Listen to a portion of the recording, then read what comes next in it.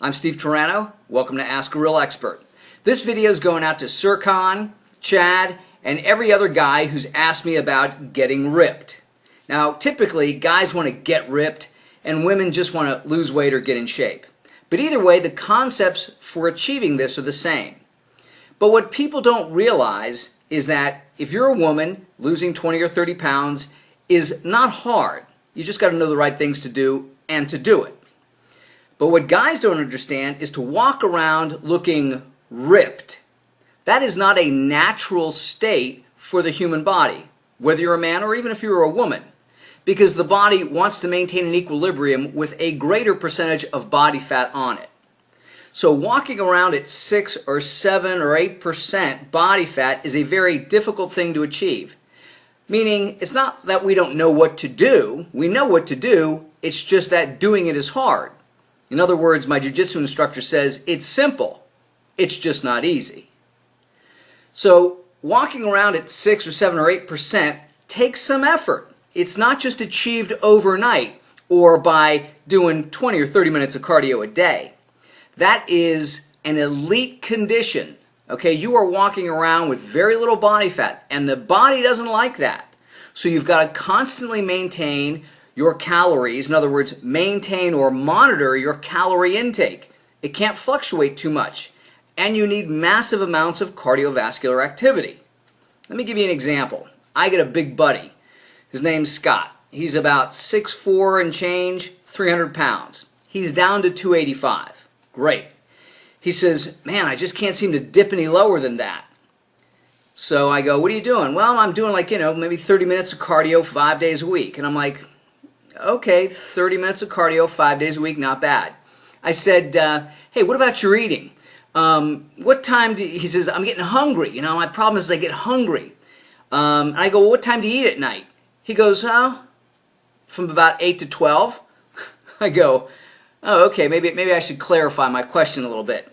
I go, what time do you eat dinner? He says, which one? I go, Scott, the whole concept I'm trying to give to you is if you ate dinner later, you might not be as hungry later on before you went to bed. See, but what he doesn't understand, and a lot of other people don't understand, is to walk around with that vacuum-packed look if you're a guy, or if you're a woman simply trying to lose 10, 20, or 30 pounds of body fat. We've got to cut our calories and keep that calorie cut consistent.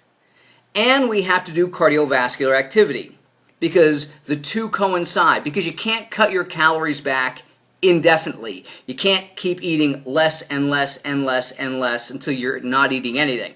That's why cardio is important. You lower your calorie intake, you keep it there, you act like a grown-up and you monitor it, and then you throw in cardio. And then you see how much weight you're losing. Do you have to do cardio 3 times a week, 4 times a week, 5 times a week? This is how a vacuum-packed look is achieved, or this is how weight loss occurs. It's 30 minutes every day, 40 minutes every day, 50, 60 minutes every day until you get the look you want. Then once you get that look, you don't have to work as hard because you're there, but you do have to maintain your diet. And the reason I say it's a maturity thing is because most people want to whine about it instead of work. Oh, I don't want to total up my calories. How come he gets to eat Dunkin' Donuts? Well, it's not about him, it's about you. Also, what people don't realize is this when it comes to cardiovascular activity. We don't always burn 100% sugar and we don't always burn 100% fat. It's a combination of the two. So when somebody says, hey, should I do fast cardio or slow cardio? Or at what point do I start burning fat? What if I get out of breath? Am I exercising too much? Things like that. Well, when you jump on the treadmill and you start walking, you're burning fat. The harder you work, meaning the faster you walk or the faster you jog or the longer you do it or the more frequently you do it, the more calories and fat you will burn. With regards to heart rate, people are always worrying about this, and they should to a certain extent. It's not the heart rate that is so important. It's how much effort you are putting out to achieve that heart rate. So somebody goes, hey Steve, my heart rate's at 150. Is that too high? The question I have to ask them is, well, how hard is it for you to maintain that heart rate at 150? Guy says, no big deal. I can jog, walk, carry on a conversation. Well, that's a good indication, because if you can carry on a breathy conversation, you're not becoming anaerobic. You're not beginning to burn more sugar than fat. But if you get to the point where you can't carry on a conversation or a breathy conversation with regards to your cardiovascular activity, then you're probably pushing it a little too much and you might want to back it down. So again, a heart rate of 120 for me might be perfect for my cardiovascular conditioning for me to burn the maximal amount of fat. But somebody who might be thinner, taller, or in better cardiovascular shape, they may say, man, 120 is too easy. I need to get to about 150 heart rate, and then I feel like I'm working. So again, it's going to vary. And a heart rate is less important based on how much cardio you're doing and based on your oxygen utilization. We're looking at how hard you're working to maintain that level of cardio and therefore the corresponding heart rate. What is the best cardiovascular activity to do? Probably cross-country skiing, because it involves the entire body. But we don't always have snow, and who has the equipment and all that stuff. So after that, I'm looking at stuff that people can realistically do in their gym or around their neighborhood. It's walking, jogging, and running, or a combination of three. That's simple. That's easy. You don't need any specialized equipment. And again, if you're going to walk on a treadmill, it's got to be hard. You got to raise the incline like you're mountain climbing or climbing up the stairs. I hate the guy who invented the elliptical, because people think that's the greatest thing in the world. Because, it's so easy. My big-ass partner, Justin, he's like, man, I'm covering 2 miles in 14 minutes. I'm like, you think your big ass is covering a mile in 7 minutes? Well, that's what it says on the machine. Well, yeah, when I'm in a car and I'm doing 60 miles an hour, I'm covering a mile in a minute. The point is that how much work are you putting out? How much effort are you putting out to cover that mile? That's the point. Again, going back to heart rate, breathing, and effort. Think about taking one flight of stairs. Doesn't seem like much, you step up this much. But by the time you have stepped up and gone to the next step and pushed your body up those 8 or 10 inches, by the time you get to the top of the stairs, you're a little out of breath. Just walking up a flight of stairs is much harder than just walking. So we want to look at cardio that gets us breathing deeply but doesn't get us out of breath.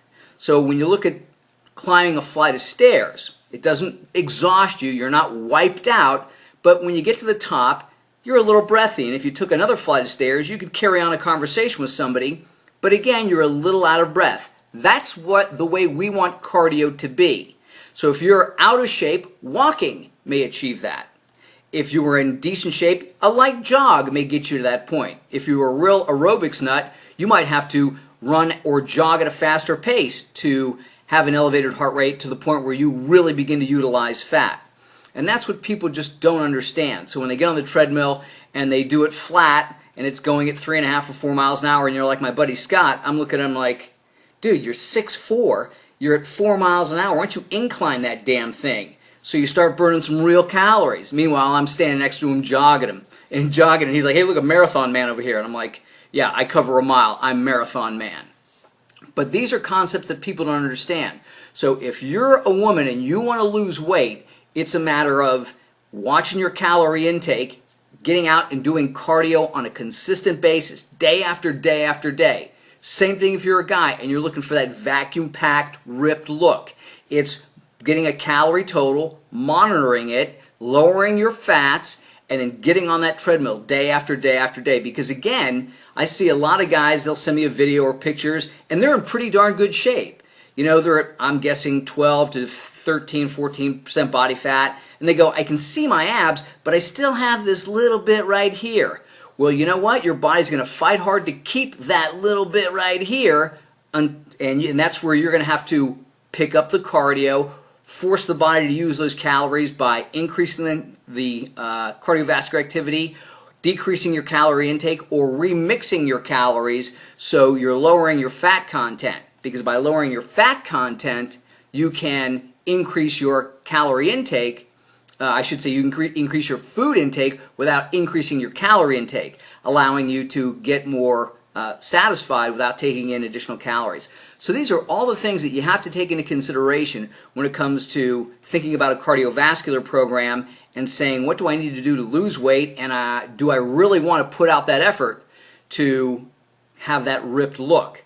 And then the final thing I'm going to talk about is guys say, yeah, but I still want to keep my strength. How do I keep my size while I'm losing this body fat? Is a calorie deficit going to kill me? At some point in time, it may begin to hurt you. But again, most guys aren't lifting that hard or that effectively. So as you begin to lose your body fat, as you begin to do more cardio, as you begin to cut your calories back, you should have already picked up your training intensity. That should be done regardless because you're trying to get big and strong and have great performance. So if you continue to train hard, train smart, train intensely, train intelligently, that's why I'm always harping on it, you'll be able to maintain your size and strength while still getting that vacuum-packed look. And this is one thing a lot of bodybuilders who are on supplements don't do because they have that luxury. They can lift light weights, take in very few calories, do lots of cardio, and still maintain their size because they're getting artificial supplements from an outside source. But most guys can't do that because they're not, supplementing. But again, when you're on a cutting phase, as guys like to say, that's when you definitely have to pick up the intensity of your workouts so you don't sacrifice your muscle. I'm Steve Turano. Train smart, train hard.